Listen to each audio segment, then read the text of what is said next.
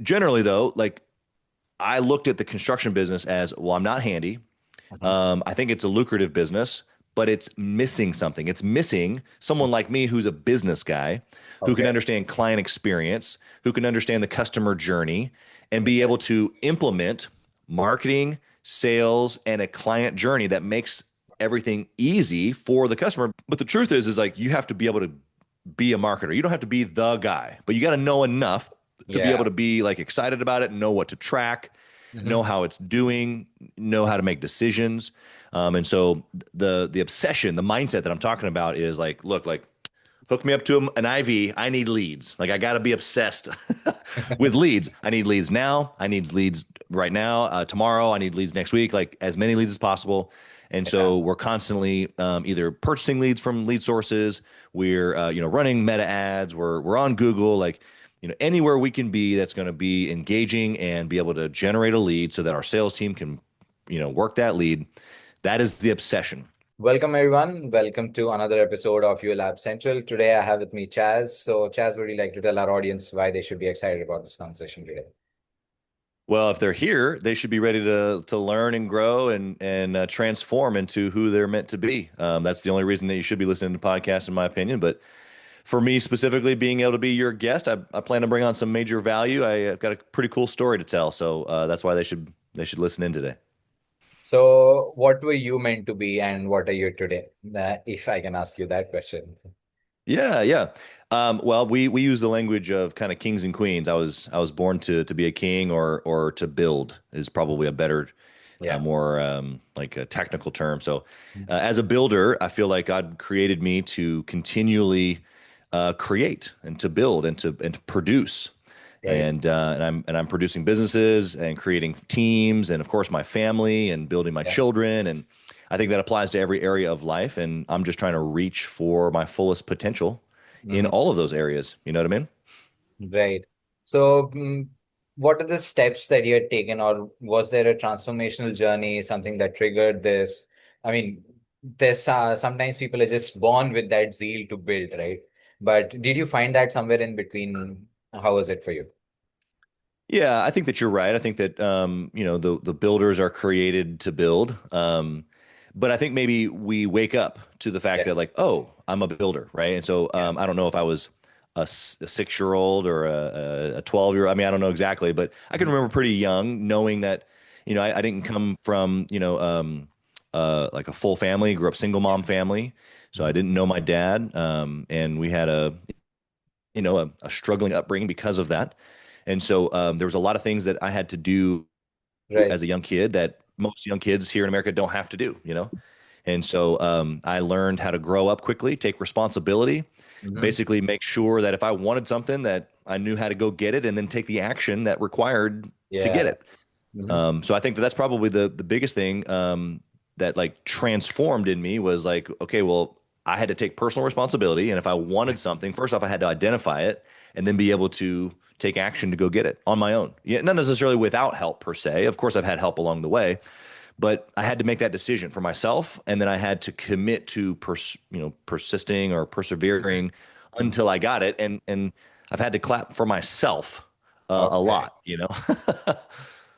Yeah. Now, this clapping for yourself or tooting your own horn.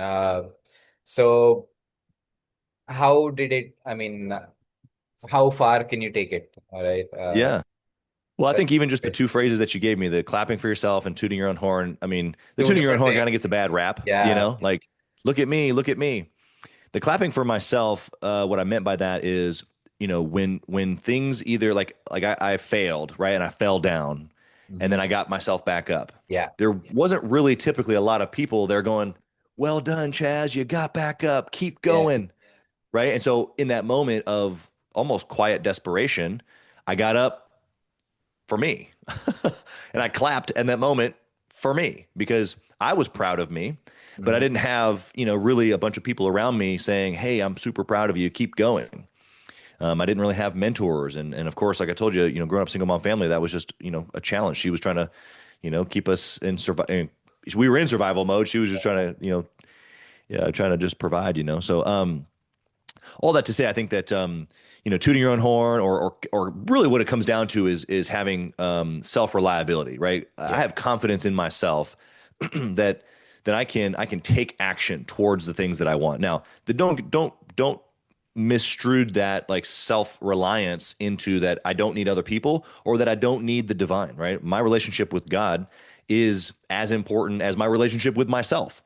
And so Right. I think that me having a relationship with my creator humbles me. But then, my confidence in myself is those two things work together. And so you can't have really one without the other, in my opinion. Where there's Uh-huh. lots of biblical examples of people who, like King David, who were uber confident, but yet they humbled themselves, Yes. before God. So it's like we have these, in my opinion, great examples of people.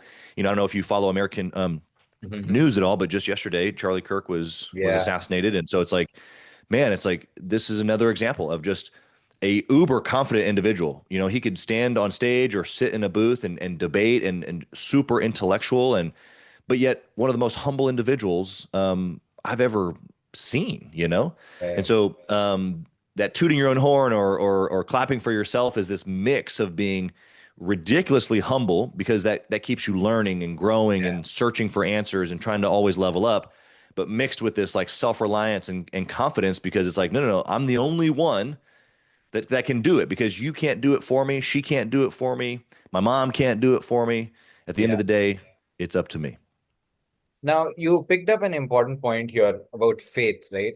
And now Yeah. people have different faiths, they follow different religions, but having faith in a supreme being or a divine creator or whatever they want to call it, how important has it been in your journey and how important do you feel can it become in somebody else's journey, regardless of Yeah. I mean, wherever I they think come? that I'll go to like the pretty like basic Uh-huh. baseline in my book is you can just open the door and look outside and pretty quickly realize that there are things in order, right? The Uh, plants work in order, the animals work in order, our yeah. bodies work in order. Everything's has an order, which means it was designed.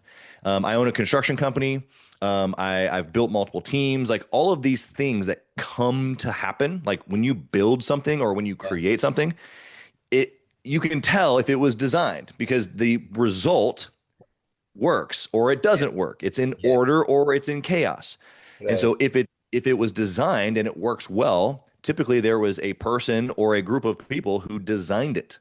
Yeah. And so it's easy, super easy for me. And usually when I use that language for other people who I'm kind of discussing this with, to be able to look outside and go, well, there's clearly a creator. Someone not like me made all of this. Okay, Yeah. fine. So I can at least go, yes, I am created. There is something that is a creator, right? The uncreated. Okay, good. So as long as we can agree on that, then it's like, okay, well, then that automatically humbles me again to the created. And Mm. although my belief based on the Bible is that I'm a creator made in his image, so that I can create here. I can create my life. I can create circumstances. I can create children. I can create businesses. Like all Yeah. these amazing things that because I'm made in his image, I'm able to then act and Yeah. move and groove like he does, Mhm. which is as a creator. So, but I'm still a created. So now we're back to this humble but yet confidence. I'm confident in my identity as a Right. son of God, right? As a son who's like, made in his image, but like I'm humbled knowing that like I'm not God, that I was made by someone else, and therefore there's a greater plan at work here. You know what I mean? Now, let's get to your construction company right now because we've Yeah. discussed faith and self-motivation. Now you've just brought your company in the picture.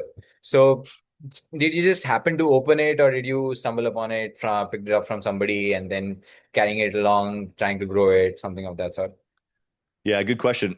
And so I, as you say, kind of like happened upon it. I happened to start it randomly, which sounds super odd that you would randomly start a construction company. But the backdrop of that story basically Yeah. is I started as an entrepreneur about 15 years ago, and I started with a retail franchise, and I grew from my first location to 7 locations in in 3 states over the course of 4 years.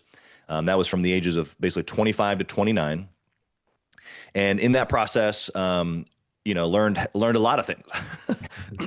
but doing millions of dollars in sales every single year, building teams, Yeah. taught me a bunch, right? Before that, I had sales experience. I was building sales teams and using mindset Mm. and psychology to work with people and leadership Yeah. styles and stuff like that. And so along the way, I've started lots of different businesses, but that construction business was always like, I'm not super handy. I don't know how to actually build or do a remodel or to build a house. Yeah. Like that's not me personally. I'm a builder, like we talked about, but I don't Yeah. personally swing Yeah. the hammer because you don't want me doing that, right? Um, Generally, though, like I looked at the construction business as, well, I'm not handy. Mhm. I think it's a lucrative business, but it's missing something. It's missing someone like me who's a business guy who can Okay. understand client experience, who can understand the customer journey, and be Okay. able to implement marketing, sales, and a client journey that makes everything easy for the customer because here, remodelers like come in and do whatever they want. They're disorganized. Sometimes they don't show up on time. Their Yeah. pricing is all over the place. Sometimes they leave in the middle of the project and just take your money and leave. And it's like, Yeah. wait, what? And so all these things are happening. So if I can step in, not as a contractor or a Yeah. construction guy, but as a business guy and add value, Hmm. and through remodeling spaces, trust from our homeowners is rebuilt, and they go, "Wow, working with you guys was so amazing." Hmm. Um, that's why I started the company because it was almost like well, shoot, if I can apply these other things that I've learned to that industry, surely it's going to crush, Yeah. and it's working out pretty good. Now, these three things that you mentioned, right? Marketing, sales, and customer journeys. These are integral to create generating revenue, creating value for customers in every industry, regardless. Right. So, what specifically attracted you to this industry, and why not were you doing it so much better in everywhere else that you tried, right? Yeah. I have had a lot of connection to the contractor space over the Okay. course of the last 20 to 25 years. When I Yeah. was in sales, a lot of my sales years were spent in the world of advertising, and I sold different types of advertising, mostly to contractors.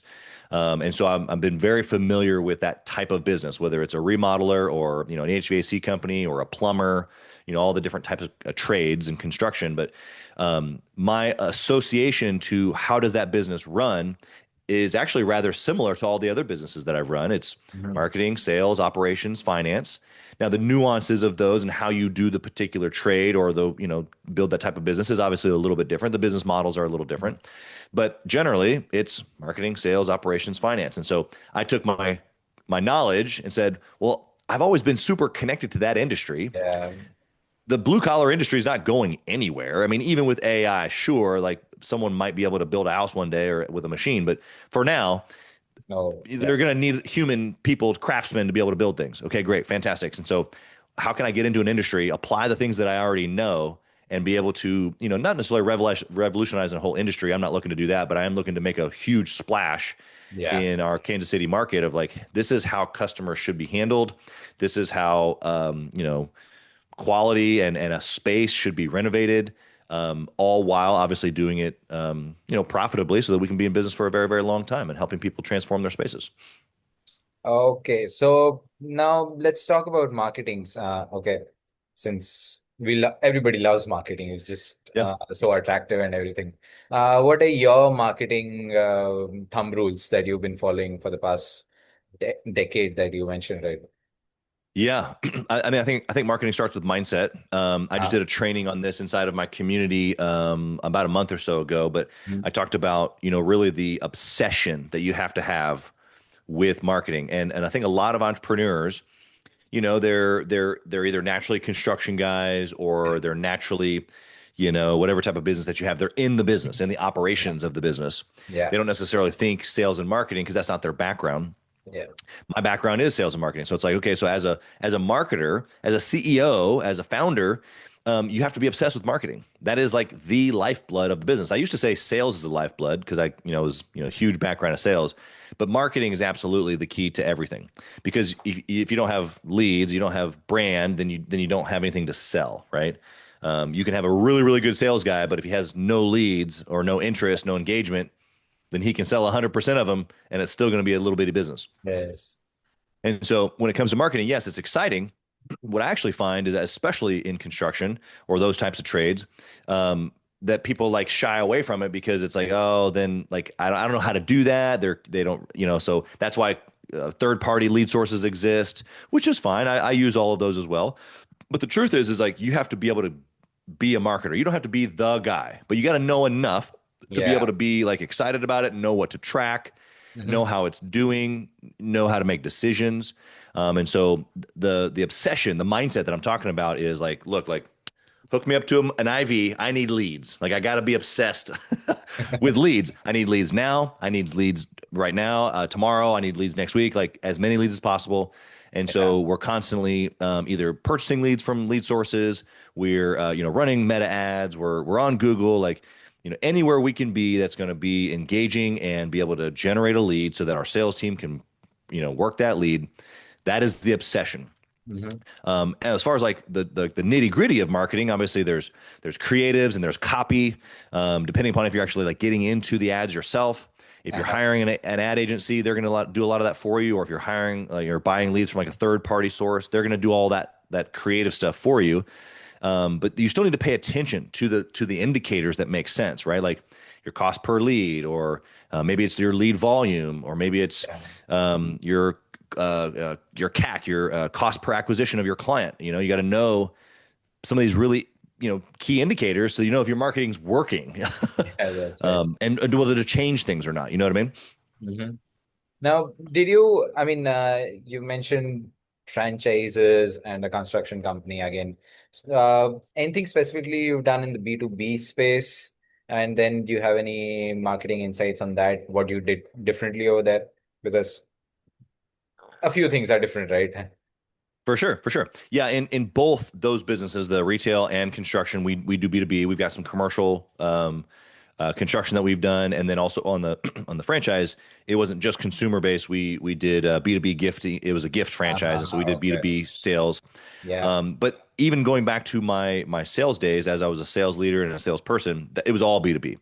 And so the frame there, yes, is different when you're marketing and or trying to sell, but the obsession or the mindset still remains. That's true. I need to get opportunities into the Yes. pipeline. Yes. That's what it comes down to. Right. And so for B2B, it might not look like meta ads, although maybe what it might look like is LinkedIn ads, or what it might look like is door knocking to businesses around the city.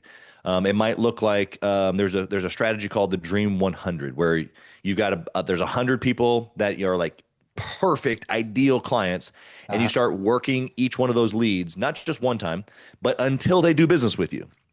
You send them, unique, crazy, fun gifts that make them, kind of chuckle and laugh and go, well, maybe we should give these guys a shot. Or you call them, you email them, you show up. You show up with gifts. You try to go to their events. Like you do whatever it takes to get in their vicinity to be able to make some sort of impact on them, so that you can show them that you can serve them, that you can help them.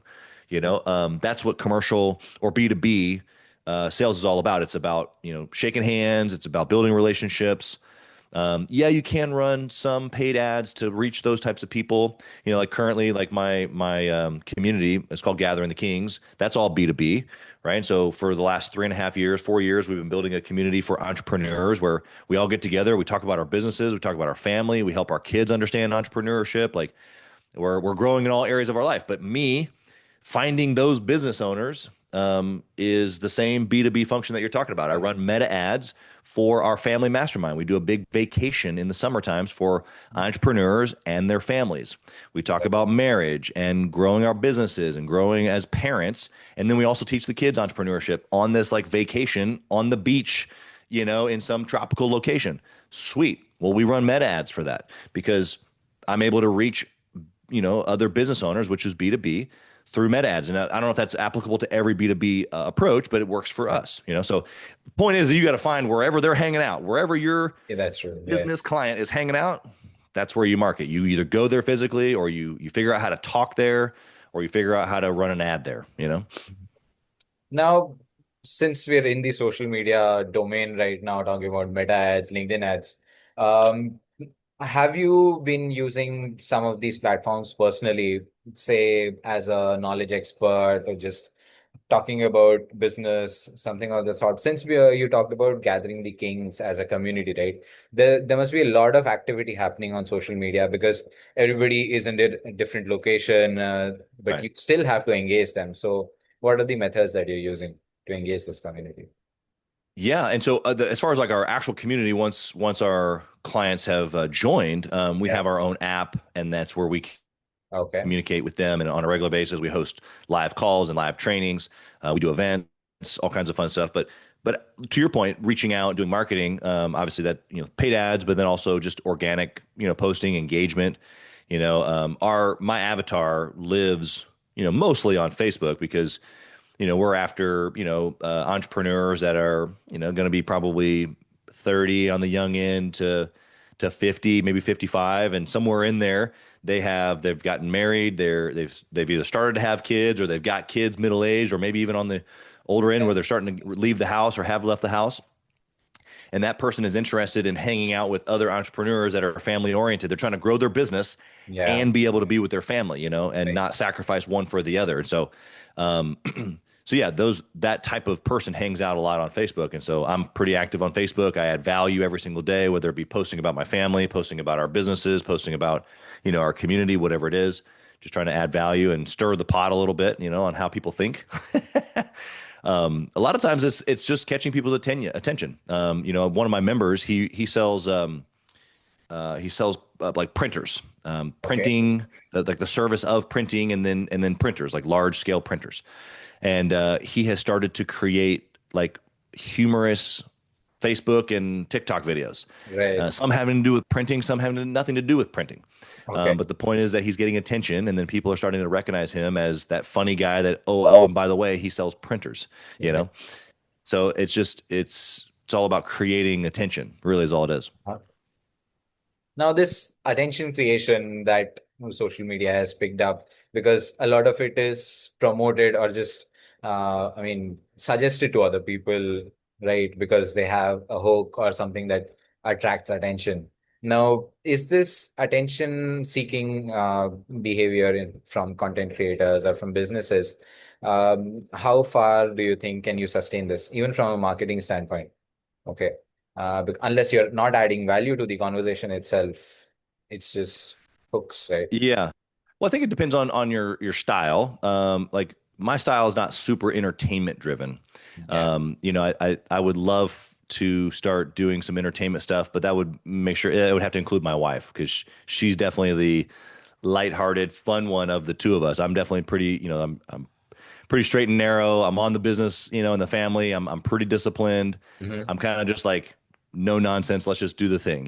Yeah. And so that's actually how a lot of my posts, like whether Hmm. I'm talking about family or my kids or whether I'm talking about sales strategy, I'm pretty direct with what works, what doesn't work, Right. and what I think people could be doing or what they could be learning. I share what works for me, what doesn't work for me. That's just my style, and I'll always do that. Even before I had a community of entrepreneurs who paid me to be part of our group and to learn from me and from others.